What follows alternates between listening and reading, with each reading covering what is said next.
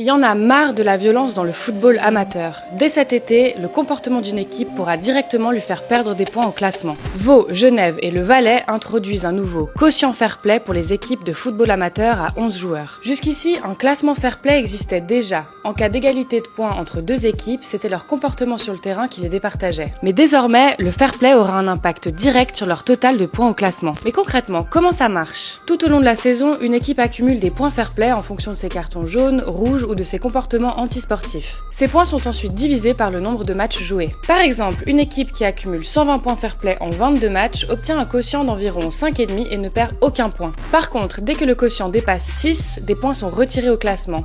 Et plus le quotient augmente, plus la sanction est importante. Elle peut aller jusqu'à 15 points de retrait, une relégation forcée ou encore une exclusion immédiate. Le but de tout ça, c'est de responsabiliser les clubs, de réduire les arrêts de match et à terme, les amendes liées au débordement. Parce que même si la majorité des rencontres se passent plutôt bien, parfois, c'est pas du tout le cas. La saison dernière, sur les 11 000 matchs organisés par l'association cantonale vaudoise de football, 13 cas d'arbitres violentés ont été transmis à la commission de discipline. Et sur ces 13 plaintes, 9 arbitres ont décidé d'arrêter leur carrière par peur. Avec ce quotient fair play, le classement sera donc actualisé après chaque journée de championnat. Les équipes pourront évidemment améliorer leur quotient en accumulant moins de sanctions sur les matchs suivants. Et vous dans tout ça, est-ce que vous pensez que ce nouveau système suffira à calmer le jeu ?